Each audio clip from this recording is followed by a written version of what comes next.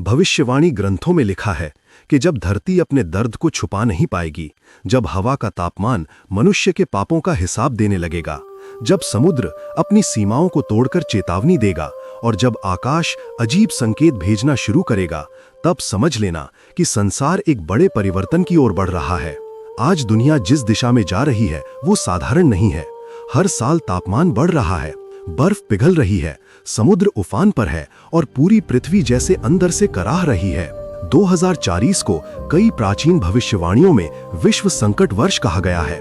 एक ऐसा समय जब प्रकृति, समाज और मानव मन तीनों सबसे बड़े संघर्ष से गुजरेंगे। बढ़ता अधर्म, बढ़ता लालच, रिश्तों का टूटना, मानसिक तनाव, निरंतर हिंसा, नशा, अनैतिकता और भ्रष्टाचार, ये सब वही संकेत हैं जिनके बारे में कहा गया था कि एक दिन ये इतना बढ़ जाएगा कि पृथ्वी इस बोझ को सहन नहीं पाएगी।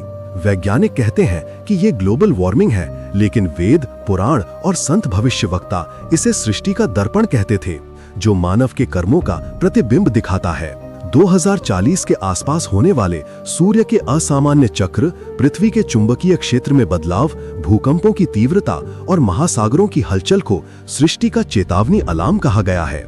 कई संतों ने लिखा है कि जब मनुष्य अपनी बुद्धि का उपयोग विनाश के लिए करेगा, जब मशीनें इंसानों को नियंत्रित करने लगेंगी और जब पैसा ईश्वर से बड़ा हो जाएगा, तब दुनिया का संतुलन टूट जाएगा।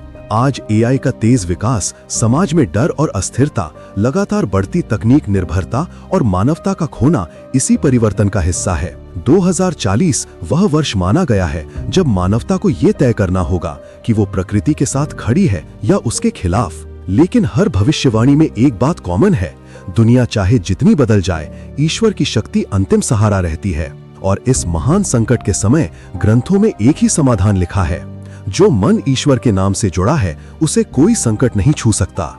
इसलिए चाहे 2040 में कितना भी अंधकार क्यों ना हो, एक ही प्रकाश मनुष्य को बचा सकता है और वो है राम नाम, क्योंकि अंत में यही सत्य है।